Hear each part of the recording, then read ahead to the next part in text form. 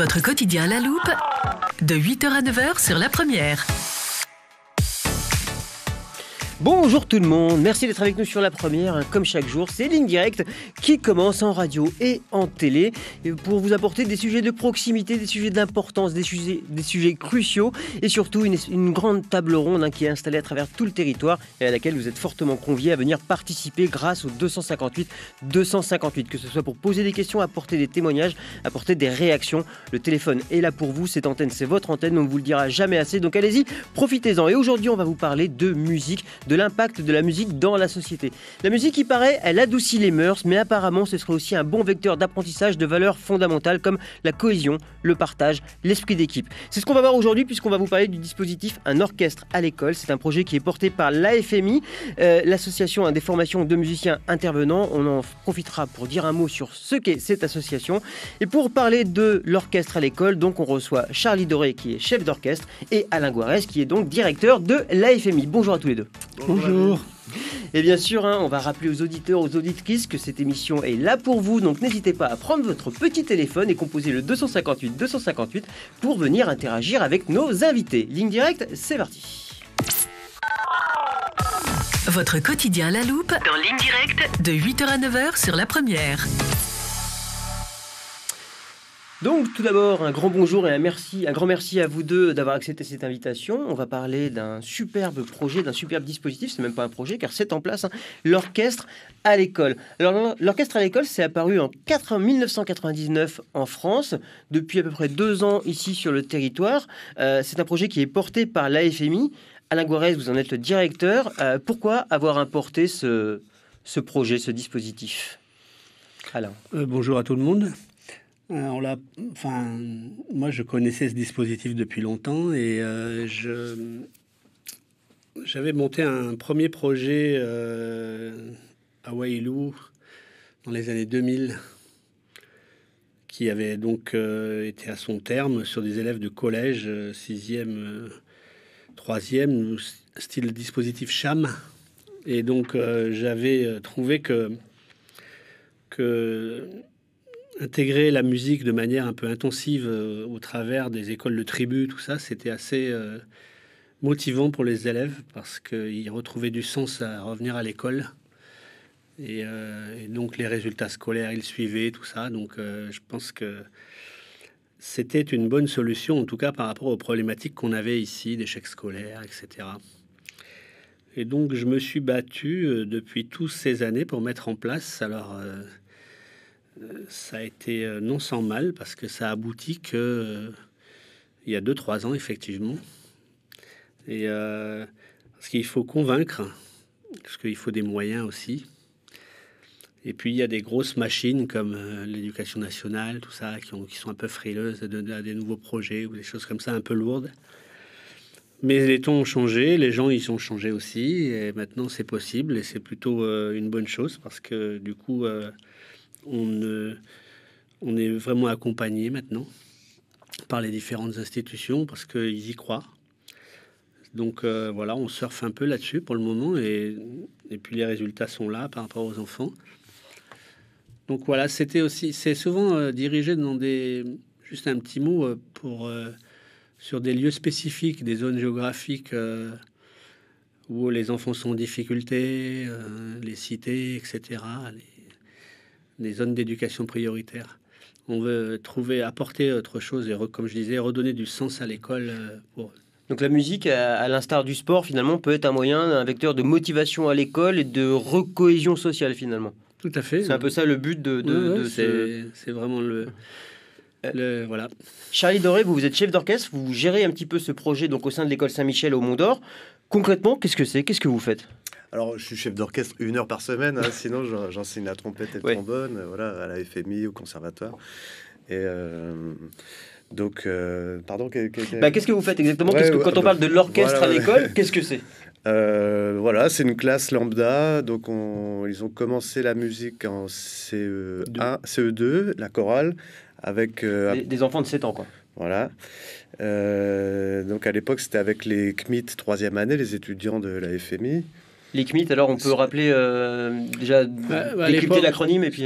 Oui, ça s'appelle le certificat de musicien intervenant territorial. C'est la plupart des intervenants de la FMI ont ce diplôme. On ira un peu plus loin sur ce qu'est la FMI tout à l'heure. Mais donc, alors concrètement, vous avez un groupe, une classe de CE2, d'enfants de 7 ans. Voilà, donc ils ont appris à chanter, former l'oreille, tout ça, la discipline de groupe. Et donc l'année dernière, on a acheté des instruments et on leur a appris tout ça et ça y est, c'est parti, quoi. Et donc là, ils sont en CM2 et bon, voilà, ça commence à être intéressant. Là. On a 2 enregistrements justement qu'on va écouter, mais je voudrais juste avant qu'on voir ce qu'on va écouter. Donc c'est une répétition qui a été enregistrée vendredi dernier, donc à l'école Saint-Michel, c'est ça? Alors on réunit les enfants au centre culturel du Mont d'Or. Ils viennent en bus, voilà. Donc c'est les enfants de l'école de Saint-Michel. Voilà. Alors, qu'est-ce qu'on va écouter exactement là? Alors, 2 petits morceaux. Donc, c'est un peu une formation harmonie, fanfare, c'est-à-dire flûte, clarinette, trompette, tuba, trombone, des instruments avant et les percussions. Et donc, c'est 2 petits morceaux pédagogiques. Alors, je ne sais pas lequel. On va voir ça tout de suite. On va se tourner vers notre réalisateur Rocky Noukouan et on va écouter comme ça. On va voir de quoi on parle concrètement. Un orchestre à l'école, projet porté par la FMI. Et donc, on écoute la classe de CE2 à l'instant.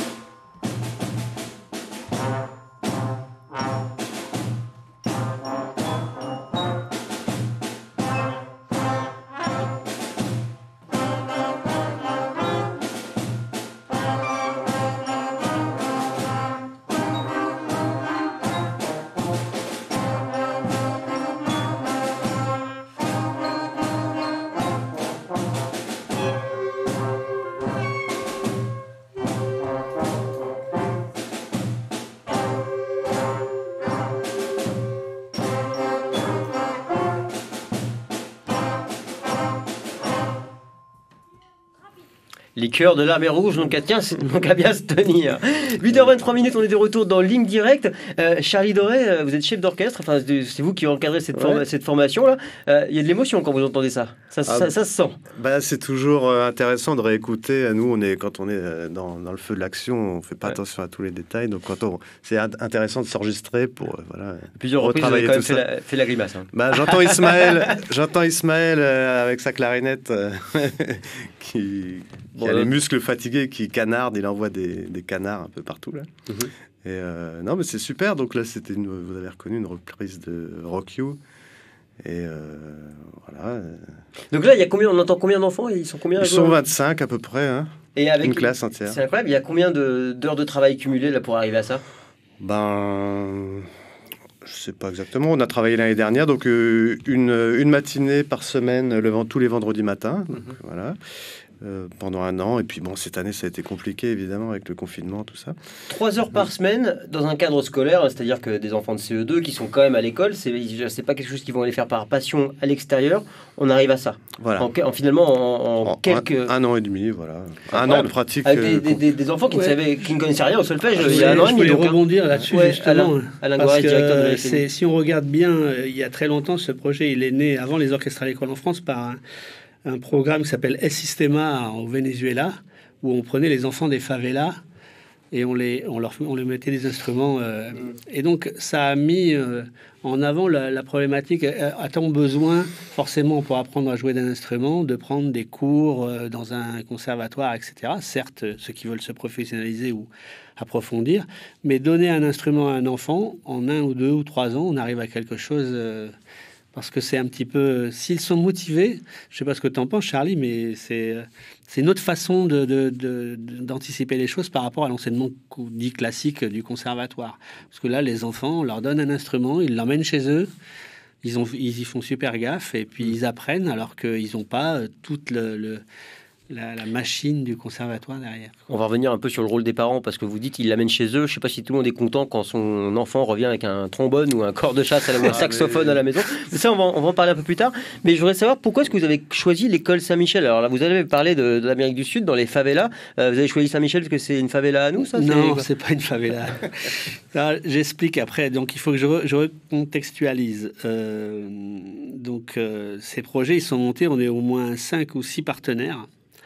C'est pas la FMI, elle porte certes le projet, donc dans l'organisation et le quotidien, mais il y a le Conservatoire de musique de Nouvelle-Calédonie, bien sûr, bien évidemment, qui apporte des enseignants et qui en plus achète le matériel, donc c'est pas négligeable.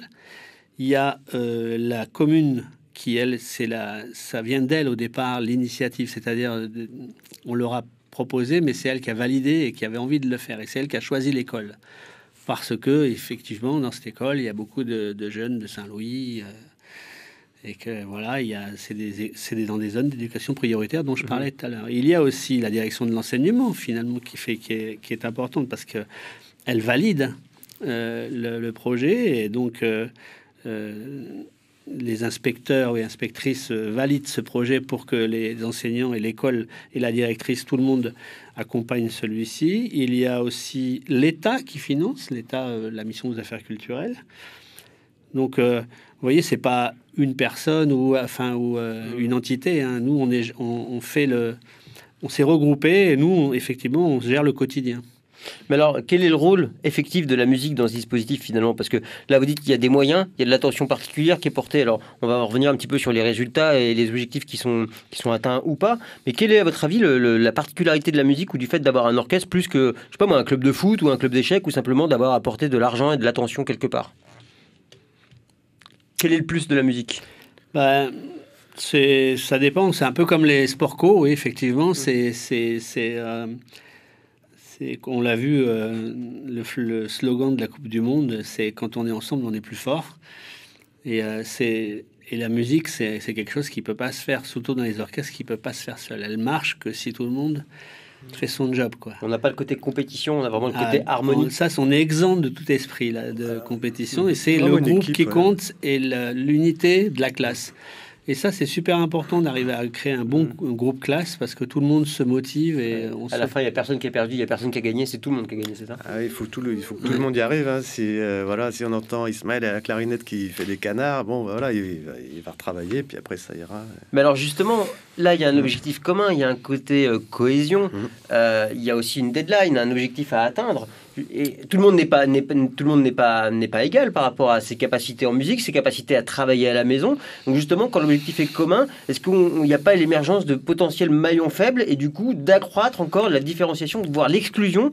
Non, on accompagne tout le monde. Bon, les 2 premières heures, la classe est divisée par pupitre, c'est-à-dire le pupitre des trombones, pupitre des clarinettes, etc., avec un prof respectif. Voilà.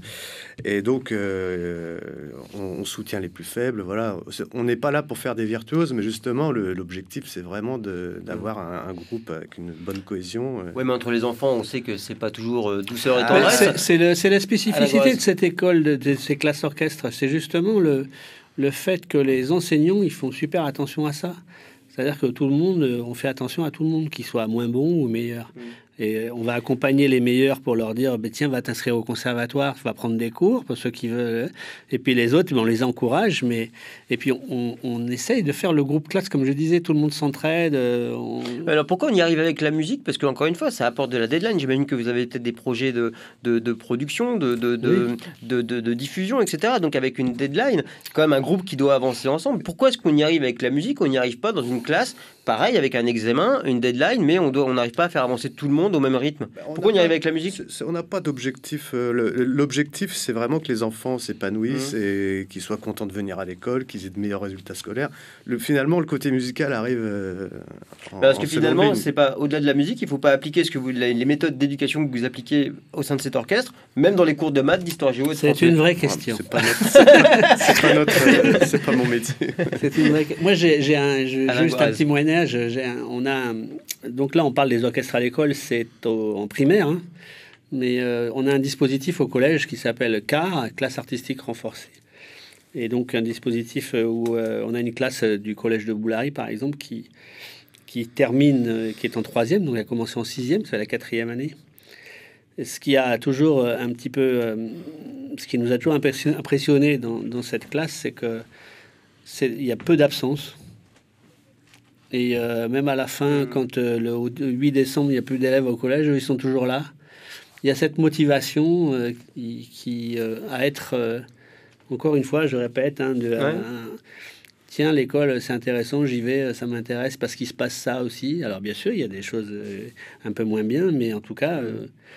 et donc, on l'a remarqué, et là c'est pareil avec cette classe-là, quand on fait des sorties où il y a très peu d'absents, les gens ils sont là, ils sont motivés, ils se débrouillent.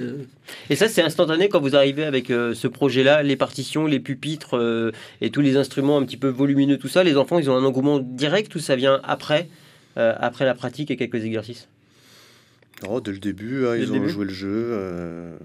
C'est des beaux instruments. On sort une trompette, on ouvre la boîte d'une trompette toute neuve, c'est un vrai trésor. Mais là, l'enfant doit dire oulala, mais moi je vais jouer de ça, mais jamais. Voilà, on lui apprend, on l'encourage, on le rassure, et puis voilà. Et puis d'ailleurs, il y a eu très peu de casses dans les instruments. Hein. Bon, c'est fragile, hein, une trompette, une clarinette, une flûte traversière, et ils ont vraiment bien fait attention à leurs instruments. Donc je les félicite. Voilà. Et, bravo pour ça. Et vous dites, ils amènent les instruments chez eux. Absolument. Donc là, on imagine clairement qu'il faut que les familles soient d'accord quand même. Donc vous les sélectionnez aussi, vous demandez l'autorisation aux parents? Alors, on a fait des réunions, oui, on fait des réunions au départ, on met tout à plat avec tout le monde, hein, bien sûr. Hein, on leur explique qu'effectivement, il risque d'y avoir un peu de bruit, ça veut dire à ça. Hein. Mais avoir un enfant musicien, c'est une vraie richesse aussi. Les parents sont bien conscients, quoi. Parce que j'imagine que là, vous dites c'est 3 heures par semaine, mais il doit y avoir aussi un peu de travail à la maison. Bien sûr. Donc il faut encore une fois de la coopération des parents. J'aimerais bien qu'il y en ait un peu plus, mais... Ouais. Oui, mais ça, en général, on n'a pas eu de plainte à ce niveau-là. Ils s'organisent, les parents, ils sont plutôt contents que les... Ouais, qu'est-ce qu'elles en pensent, les familles, justement? Nous, les peu de témoignages qu'on a eus, parce qu'on n'arrive pas forcément à avoir tous les parents, mais... Moi, j'ai un exemple d'une maman qui habite à Païta et qui laisse son enfant dans cette classe parce qu'il y a ce projet et que l'enfant ne veut pas partir, parce qu'ils ont déménagé entre-temps. Mais du coup, elle fait tout le voyage tous les matins et tout. Ah, parce qu'il est accroché à cette classe, il veut pas aller ailleurs. Quoi. Oui. Ça, c'est intéressant. C'est très valorisant. Très valorisant. Eh ben, on va écouter tout de suite un deuxième extrait de la répétition de vendredi dernier. Et puis, on va rappeler aux auditeurs, aux auditrices que le 258 est à votre disposition. Allez-y, venez réagir, intervenir. Est-ce que ça vous plaît, est-ce que ça vous plaît pas? Venez nous le dire, venez vous poser votre question. 258.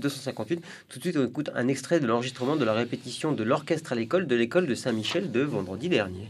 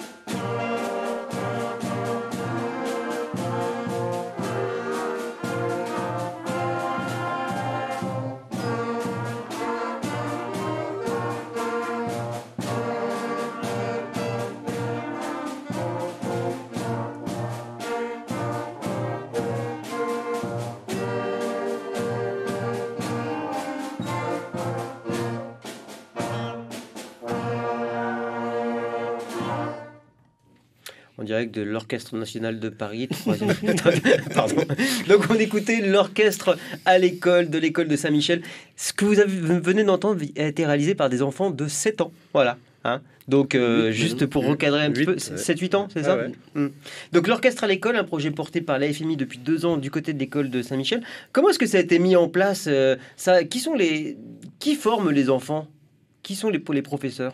Alors, nous avons toute une équipe de pédagogique. Hein. Donc, on a Isabelle Toniolo à la flûte, Pierre Roucan au saxo, Jérôme Villette à la trompette, Paine Cattier trombone, etc. Alors leur nom, on en profite pour les saluer. Donc, voilà, donc, qui sont ces personnes? Parce que là, il faut un talent musical, mais un talent pédagogique extraordinaire quand même.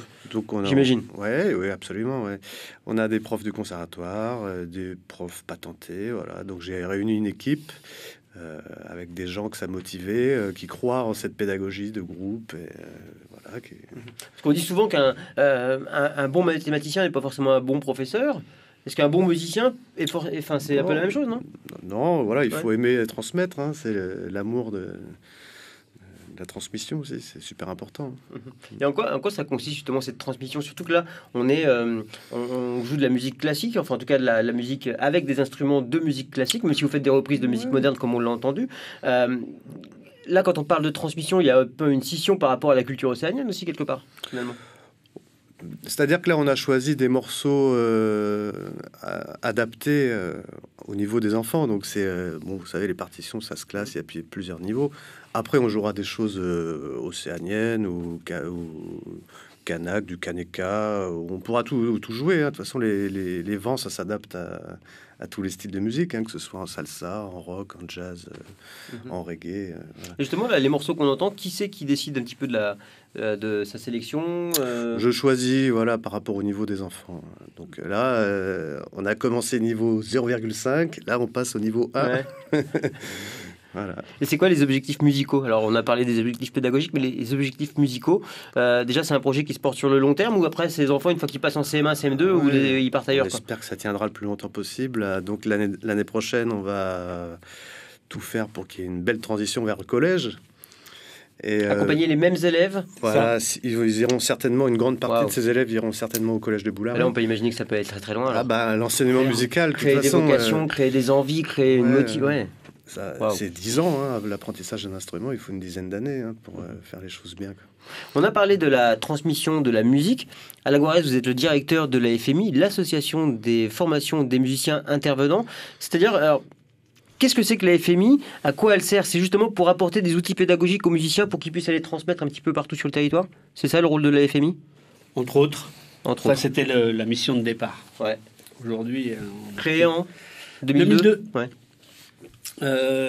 Donc effectivement au départ on travaillait exclusivement avec la province Nord, on formait c'était parti d'un constat, qu'est-ce que voulaient les musiciens locaux, ils avaient répondu de la formation, voilà, et donc on a mis en place avec la province Nord il y a longtemps cette formation. Du coup, comme on a commencé à former des jeunes, on a commencé à ouvrir des petites écoles de proximité en Brousse, et du coup après partenariat avec le conservatoire, et on a mis en place avec Jean-Pierre Cabé, à l'époque directeur du conservatoire, la formation CMIT, certificat de musicien intervenant territorial.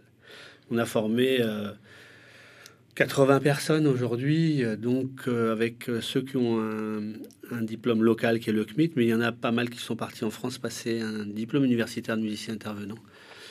Donc en gros, voilà, 80 personnes qui sont la plupart revenues sur le territoire et qui œuvrent dans les antennes du conservatoire. Qui sont réparties sur tout le territoire. Dont la FMI a la gestion déléguée de ces antennes dans le cadre d'un marché public. Mais alors, qu'est-ce qui s'est passé en 2002? Parce qu'on pourrait en parler avec vous, mais la FMI, depuis quelque temps, c'est compliqué. Il y a de moins en moins de budget. Qu'est-ce qui s'est passé en 2002 et qui a initié finalement ce projet, qui a dit, oui, allez, la musique, c'est important. Il faut qu'on mette les moyens pour la diffuser parce que ça va nous permettre de construire un pays meilleur pour la suite et qui se passe plus aujourd'hui, du coup. Moi, j'aime pas trop parler de moi, mais c'est moi qui l'ai initié au sein du collège dans lequel j'enseignais. J'étais prof de musique au collège de Nédivin, c'est un collège privé. Et je me suis dit, j'ai forcé la main pour qu'on puisse ouvrir une classe à horaire aménagé. Et donc, j'ai eu les autorisations. Une classe à horaire aménagé, donc pour faire de la musique ? Musique. Mais là, j'étais allé un peu loin, c'est-à-dire que ça ressemblait à sport-études. C'est-à-dire, il y avait musique toutes les après-midi. Et école que le matin. Et donc, bon, forcément... C'était où ça ? À Wailou. Ah oui. Et donc, ça a forcément marché, quoi. Alors, les élèves, ils ont fait des grosses scènes. Mais c'était plutôt dans le domaine... Mais ça marchait côté musical, mais ça marchait aussi, parce que le temps qu'on passe à jouer de la guitare, on passe pas à... 95% de réussite au brevet. Le même brevet que tout le monde. Oui. Et puis, si on regarde aujourd'hui, ces jeunes qui sont devenus des adultes, en général, ils ont tous... c'est ça l'idée, c'est qu'ils ont tous fait des choix intéressants de leur vie et des formations intéressantes, et ils ont su, justement, prendre des bons chemins. Voilà. Donc, alors, qu'est-ce qui a fait quand vous avez preuve à l'appui, vous avez des résultats ? Pourquoi on continue pas à vous suivre ? Alors ça, c'est une volonté question. Idéologique finalement, peut-être qu'on veut. Non, moi je sais, j'ai pas la réponse parce que je me bats depuis des années en disant que, enfin, je suis pas le seul convaincu. On est plein de mecs comme ça convaincus que c'est une des solutions. C'est pas la solution, mais dans ce pays, ça serait vraiment bien de généraliser ces choses-là. Mais encore une fois, que ce soit de la musique, du sport ou quoi, mais de créer de l'intérêt finalement, oui. Créer de l'intérêt, de la mise en valeur et créer des perspectives d'avenir. Alors ça se fait, mais c'est très lent, quoi. C'est vrai que maintenant on est plus dans la dynamique de projet dans les écoles. C'est très long apparemment, en 1 an et demi là avec le non, projet. Je veux dire pour se décider politiquement, etc. Pour dire les institutions commencent à avoir l'intérêt, mais j'ai l'impression que moi, je serais peut-être pas là pour voir le résultat, quoi. Mais ça commence effectivement. Donc là, on a cet orchestre à l'école là qui est celui de Saint-Michel, mais on vient d'en ouvrir un à l'école de la briqueterie au Mont d'Or. Et là, c'est un orchestre classique de cordes. Violon, violoncelle, contrebasse. Alto, non peut-être pas alto. Avec des enfants aussi ? Avec les enfants. C'est pareil, même modèle. Même modèle. Notre équipe d'enseignants. Et donc, voilà, le second projet ouvre. Il faut savoir que des projets de classe orchestre, des classes artistiques renforcées, les quarts, il y en a 3. Il y en a un à Koumak, un à Dembéa, au collège d'Auteuil, et un au collège de Boulary. Ça fait quand même en tout 5 classes orchestres déjà sur le territoire. Alors, c'est la nouveauté de ces 2 dernières années, c'est l'harmonie, l'orchestre fanfare harmonie et l'orchestre classique qui vient d'ouvrir cette année. Alors, je vous interromps, on a Émilie au téléphone qui patiente déjà. Bonjour Émilie, bienvenue à vous, on vous écoute. Bonjour. Bonjour. Allez-y. Alors moi, je vais seulement encourager l'équipe, parce que moi, je repense un peu à ce que j'ai vécu avant quand on était petite, sans Nouville. On avait des classes où c'était obligatoire d'avoir une option de chant choral. Ce qui fait qu'à la fin de l'année, quand on fait la remise des prix, on a toutes les classes avec les chorales, Madame Gloire, ça s'appelle autrefois. On présentait ce qu'on avait appris toute l'année. Et je sais que ça nous a bien marqué jusqu'à présent pour la musique, pour le chant, et puis moi je voulais juste encourager l'équipe, que c'est important la musique dans les écoles. C'est aussi valable pour les options couture, ou c'est ce qui manque dans les écoles, on se trouve. Merci Émilie. Alors, Merci vous pas beaucoup. très bien, mais le message que vous voulez faire passer est clairement passé. Mais apparemment, vous connaissez Alain Guarez. Vous vous connaissez Alain? Oui. Il me semble, oui. Ouais. Vous avez un enfant. Elle était assez connue, parce que comme c'était à Nouville, c'était un peu c'est l'école où il y a tous les élèves des îles qui allaient sur Nouville. Alors, on avait tout un programme dans l'école de Nouville. Amélie Cosnier. En tout cas, merci beaucoup, Émilie, d'être passée ce matin pour ces mots d'encouragement. Merci beaucoup. Alors, tout le monde ne prendra pas son téléphone ce matin, même si on encourage encore les auditeurs à le faire au 258. Mais certainement, là, on a écouté des résultats qui ont eu lieu en peu de temps, qui sont arrivés en très peu de temps. Une initiative qui finalement a été dure à mettre en place, mais qui a été réalisable. Si on a des parents, des directeurs d'école, des musiciens, des enfants qui disent « Mais moi aussi, je veux ça dans mon école », par où ils commencent? Qu'est-ce qu'ils peuvent faire? Effectivement, ça part de la motivation des enseignants et des directeurs d'établissement.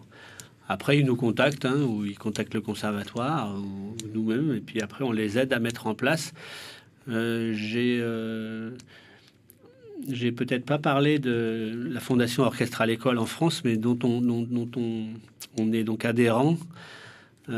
C'est une fondation qui regroupe l'ensemble des projets d'orchestre à l'école sur le territoire métropolitain et outre-mer. Donc, quand on va sur leur site, on est référencé. Voilà, et donc on est obligé d'avoir une charte pédagogique laquelle il faut respecter. Et alors, eux, ils peuvent nous aider, cette fondation, sur la pédagogie, en nous donnant des supports, des partitions, mais aussi acheter du matériel pour le parc d'initiative au départ. Alors, on va donner des contacts plus précis dans quelques minutes. On a Claude au téléphone. Bonjour Claude, bienvenue à vous. Oui, bonjour. C'est juste une petite question pour Alain Guarez. C'est quelles sont les qualifications pour intervenir en tant qu'intervenant musical? Alors, c'est pas vraiment le sujet du jour, mais on peut lui répondre à Claude, ou c'est... Ça dépend le projet. Ça dépend le projet déjà. Si c'est un orchestre classique, forcément, il faut avoir des compétences dans ce domaine. Et si c'est sur les musiques actuelles, moi, j'ai pas d'a priori avec les diplômes, etc. Moi, je fais confiance aux gens, et si des musiciens... En fait, ça m'intéresserait, et ça fait déjà 3 ans que je suis intervenant, et voilà, c'est pour ça, quoi. Peut-être qu'on peut vous mettre en relation, vous allez sur le site, vous pouvez me donner le contact de la FMI tout de suite, ou... La FMI, oui, c'est facile, c'est le 46 2000. 46 2000. Oui, ou voilà. Mais on n'est pas dur à trouver, c'est petit ici. Ouais, et puis le site de la FMI est en lien sur la page Facebook NC, la première radio, ainsi que les liens vers la charte de l'orchestre à l'école. Merci beaucoup, Claude. Merci bien, au revoir. Au revoir. Donc on a parlé de cette charte de l'orchestre à l'école, mais après on peut avoir des projets similaires qui vont dans le même sens sans forcément faire partie de ce réseau qui... Non, mais disons que c'est un gage de qualité. Ça a permis aussi aux institutions d'être assurées par rapport à la faisabilité, la direction de l'enseignement, l'État, etc. C'est un peu normal. On a besoin... de ces gages, voilà. On a parlé un petit peu des gens qui peut-être auraient l'idée de faire la même chose chez eux, en brousse ou même dans d'autres écoles dans le Grand Nouméa. Mais le nerf de la guerre, c'est l'argent. Là, on a dit qu'il fallait acheter des instruments, il faut payer des profs. Ça coûte combien? D'abord, je pense qu'avant de l'argent, c'est les gens il faut la motivation des personnes. Parce que même en brousse, tout ça, il y avait tout à l'heure, la maman disait, le chant, ça devrait être une obligation, comme c'était à l'époque dans toutes les écoles, même en métropole, on avait obligation de chanter, et ça devrait être obligatoire dans l'apprentissage scolaire. Et on n'a pas besoin d'argent pour ça. C'est des personnes surtout motivées. Une clarinette, ça coûte cher? Pour le chant. Ah oui, mais après, effectivement, dès qu'on va travailler sur l'orchestre, et là, ça demande du matériel, effectivement, c'est un investissement de début de projet qui n'est plus à faire. Par rapport à la classe orchestre, pour vous donner, donc, c'est le conservatoire qui a investi, qui a payé le parc instrumental, et ça a représenté 2,5 millions pour un parc qui va accompagner une promotion d'élèves jusqu'au bout. Si on va jusqu'en 3e, ils auront le même parc. Ouais. Alors, puis ça servira après encore, ça peut durer 20 ans, 30 ans, un instrument. Et donc après, en fonctionnement, ça a un coût environ de 2 millions l'année. Ouais, donc on est sur des budgets qui sont abordables, on va dire. Pas énorme, par rapport à, en tout cas à ce qu'on a mis, les avantages. Un primaire, je crois qu'un primaire, ça coûte à peu près 1 million par an, de toute façon, à la collectivité. Un enfant scolarisé en primaire, c'est à peu près ça. Donc, et là, il y aurait la capacité aujourd'hui de multiplier ces ces initiatives, ces projets sur d'autres écoles, même peut-être. Il faut commencer vraiment en CE2 déjà. Sans parler d'argent, déjà il faudrait parler de ressources humaines. C'est ce qui va poser le premier problème. C'est que multiplier les projets, on risque d'avoir du mal par rapport aux ressources humaines, parce que on a arrêté de former. Je vous ai parlé de la FMI au départ et de sa mission première, mais on a arrêté pour des raisons financières. On a arrêté de former des gens d'ici à être intervenants et profs de musique. Donc, on va avoir des problématiques pour effectivement, faire proliférer ce genre de projet, parce que voilà, on va être coincé à un moment donné. Mais il y a encore un peu de marge. Il y a encore un peu de marge. Vous avez l'air d'être à bout, Alain. Vous avez tout donné. Vous avez l'impression que vous n'êtes pas écouté, que vous avez beau apporter des beaux arguments, qu'on vous entend pas, que ça n'avance pas. C'est clair. Oui, on ne sait plus trop quoi faire, parce que moi, je pense que nos actes, ils ont prouvé que ce qu'on faisait, ça marchait, et puis que les capacités d'investissement de chacun, je comprends pas pourquoi on mise pas dessus. En plus des résultats, de l'épanouissement des enfants, quand on les voit, on se dit que c'est de la solution. Enfin, même les parents le disent. Après, je comprends pas pourquoi on s'acharne à faire autre chose. Mais bon, voilà, ça c'est mon opinion. Donc effectivement, ça fait 30 ans que je me bats là-dessus, et je suis vraiment un peu fatigué, c'est vrai. Parce que voilà, les gens comprennent pas que c'est un... Alors, il y a d'autres choses en ce moment, comme je disais, ça se développe, la pédagogie de projet, alors avec l'environnement, le sport, etc. On comprend que la motivation des enfants, elle tourne autour des projets porteurs et à moyen terme. Et surtout, un truc qu'il faut pas oublier, il faut avoir en tête, c'est qu'il faut être exigeant en termes de qualité. C'est le cas de Charlie, qui est exigeant. Voilà, on n'est pas dans le bricolage. C'est pas le camp de vacances. On ne donne pas de la médiocrité, quoi. Oui, faut atteindre une certaine certaine le chemin de l'excellence. Artistique. Le chemin de l'excellence est là, mais du coup, comme il y a l'objectif qui est dessiné, les enfants sont prêts à se plier aux règles nécessaires et à la rigueur imposée, parce que l'objectif il est là. Oui, bien sûr, c'est important ça, parce qu'ils ont besoin de ça, les enfants. Ils ont besoin de ça, d'être cadrés, qu'il y ait de la rigueur, de la qualité artistique. Non, c'est pas bon, faut recommencer. C'est pas un camp de vacances, quoi.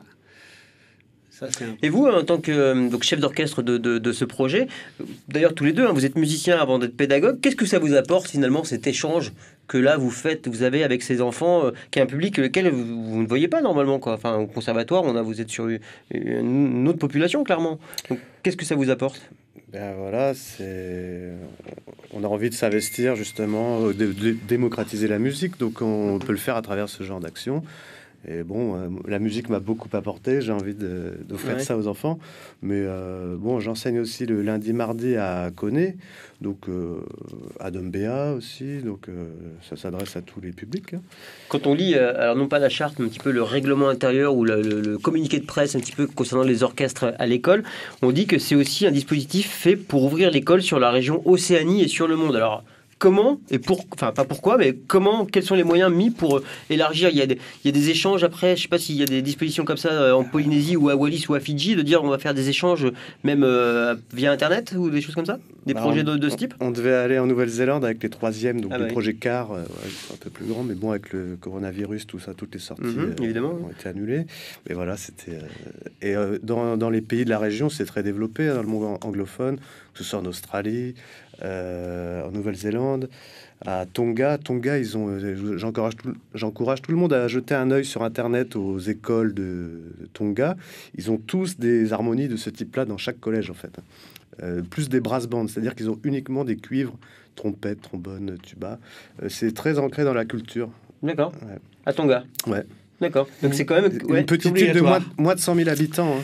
Et un des PIB les plus faibles du Pacifique, et eux, ils ont réussi à fournir... Dans le cadre de l'échange, nous sommes allés rencontrer donc nos homologues néo-zélandais pour le voyage, parce que, comme ils viennent de le dire, on devait partir.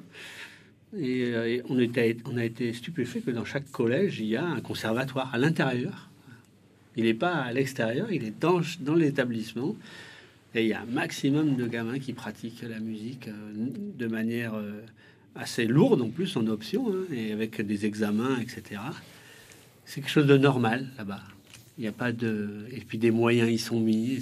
Quand on interroge les dirigeants, ils disent « Mais ah bon, vous n'avez pas ça ?» Parce que Ouais, ça les surprend, quoi. Ouais, ça les surprend. Ouais. Parce que pour eux, c'est l'équilibre mental et comme si ici on n'avait pas de ballon de foot dans les écoles, quoi. C'est ça. Voilà.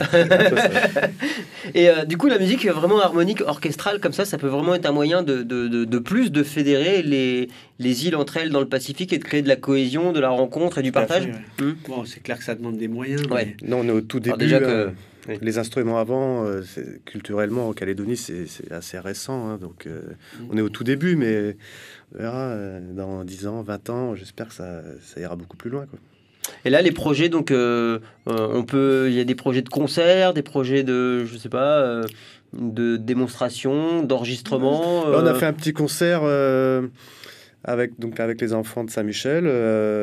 Donc, on a répété au sein de l'école et du coup, on a fait un petit concert improvisé pendant la récréation. Pendant la récréation. On a dit le matin, on a décidé, allez, on va faire un concert à 10h pendant la récré. Hop. Ça, c'était super.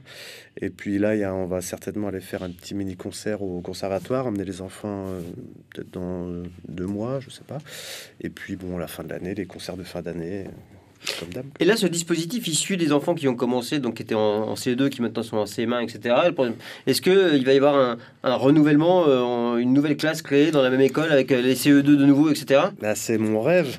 Parce que, l'idée, c'est carrément qu'il y ait une filière. Peut-être quitte à un CE2, un CE2, un CM1, un CM2, une 6e, une 5e, et qu'à chaque année, ça se renouvelle. Et qu'est-ce qui manque? Alors, on a parlé d'argent, mais concrètement, c'est quoi l'impulsion qu'il faudrait donner pour que ça se réalise, ce rêve? La pulsion, c'est d'abord d'y travailler, d'y réfléchir sur la faisabilité. Après, il y a forcément une histoire de moyens qui va arriver sur la table. On sait que la culture, c'est pas la priorité, bien souvent. Parce qu'on est associé à nous, quand on parle de musique, forcément à la culture, mais pas à l'enseignement. Alors que c'est quand même, on est là d'ailleurs aussi pour ça aujourd'hui, mais c'est la majeure partie de notre occupation d'enseigner la musique. Hein, on est plus dans ce domaine-là. On est certes artiste et musicien, mais et donc moi je trouve que déjà il faudrait que les différentes directions ici, enseignement, culture, jeunesse et sport, puissent travailler de concert, justement parce que ça les concerne les trois. Et du coup, ça ferait peut-être moins cher à l'un. En tout cas, si on nous donne les moyens, on trouvera une solution. Nous, après, on peut le faire, il n'y a pas de problème. Après, on va, comme je disais tout à l'heure, il y a des problèmes de ressources humaines, mais on peut aussi y pallier si on s'en occupe. Un orchestre à l'école, le projet porté par l'AFMI du côté du collège de Saint-Michel, qui ne demande qu'à porter des fruits à travers tout le territoire. École primaire, oui. Ouais. École primaire avec les élèves de CE2, on a entendu quelques enregistrements.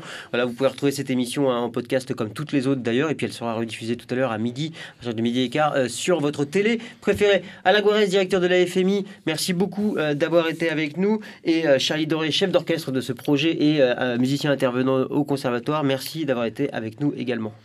Merci beaucoup de nous avoir reçus. À très bientôt. Au revoir. Au revoir.